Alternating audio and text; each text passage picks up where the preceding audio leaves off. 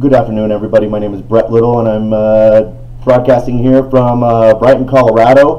Wanted to talk a little bit about the crappy service and destructive entity that Chase Bank is.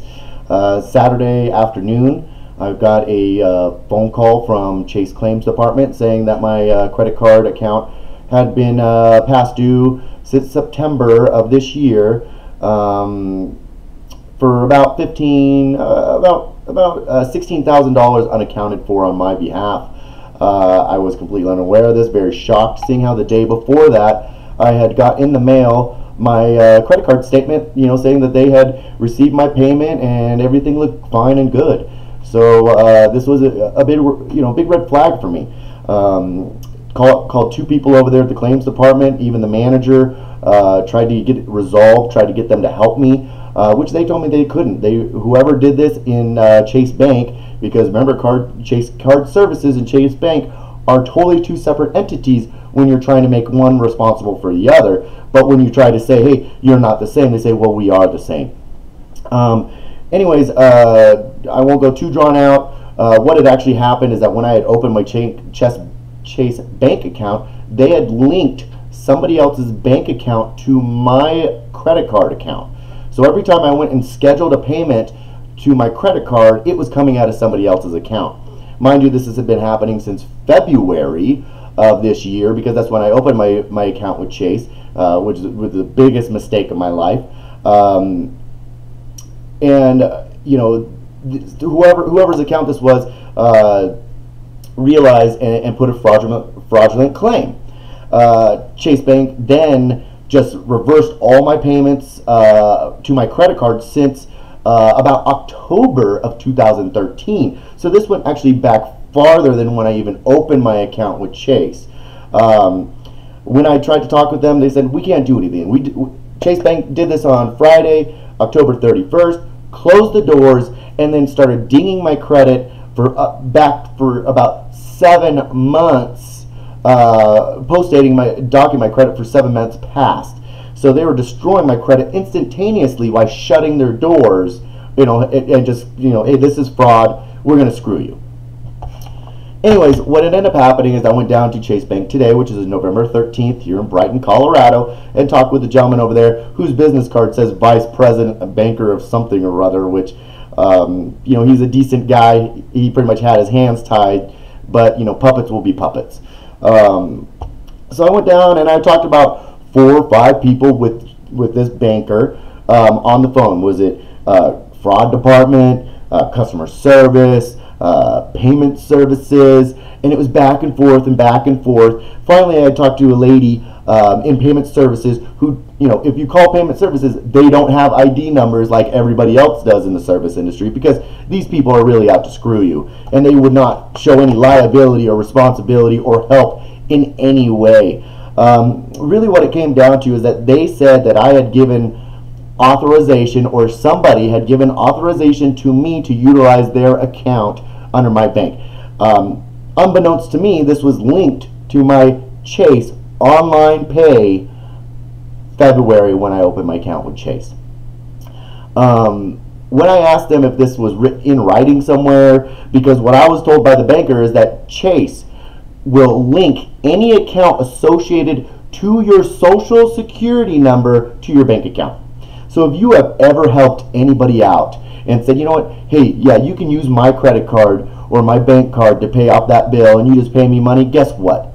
With Chase Bank, as I was told by this gentleman here in Brighton, they now have full access to your account and can deduct payments from your account legally. And guess what? Chase will not help you figure out who it is, how to help you in any way.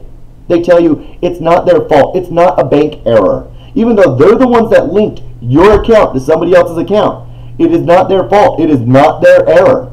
I asked the lady over there who would not give, like I said, would not give me her ID number because, she wouldn't give me her last name. My name's Susie from Columbus, Ohio. That's it. Well, and she told me that they record all these phone messages for training purposes. And when I asked if I could get a copy, how I could obtain a copy of the recording, she abruptly shut me down and avoided my questions. When I asked her, hey, how can I, how can I understand? Okay, I've been taking money out of this person's account. I understand this. How can you guys help me out? How can I get to a point where you guys aren't screwing my credit completely because I work for the commodities industry. So if I have fraud or if I have a bad debt, they'll fire me. Because then I'm a risk of stealing from them. Raw commodities are raw commodities. And I told them this. They didn't care. We can't help you. This is not a bank error, so we're not liable. This isn't a bank error. We're not liable. And I asked them, how did you guys connect my account? Oh, we do it through your social. Where is this in writing? Well, it's in writing somewhere. Well, where? I don't know, somewhere. This is a bank institution. These are the people that are supposed to help protect your money. These are the people that are supposed to help you build a financial future. It seems to me like this bank is only out for themselves and out to destruct and kill anybody that's in their way or that brings up any other headache or problem.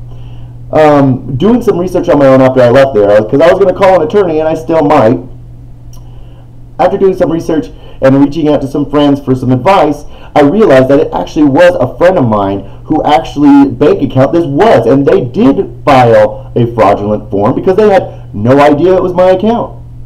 And I had no idea it was their account because Chase Bank wouldn't let me give me the account number. Chase Bank wouldn't give me a location. They wouldn't give me a name. They wouldn't give me anything. Go figure it out on your own is what they said.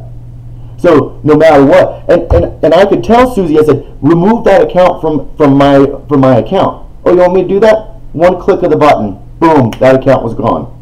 But trying to find a solution or trying to make it right, Chase didn't care. They didn't care.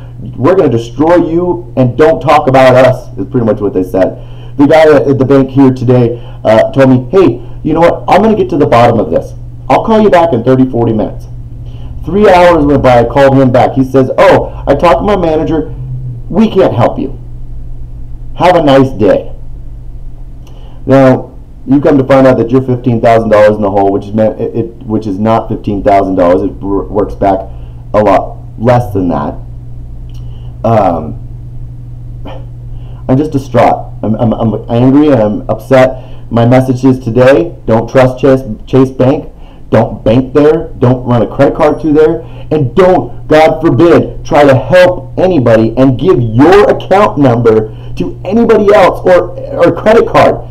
It could be at the restaurant. It could be at a job interview. It could be a car dealership. If you give that information out, Chase is now giving them authorization to utilize your account. But it's not a bank error. It's yours. So I wish everybody the best of luck. And I'm going back to Wells Fargo. Take care. Have a good day.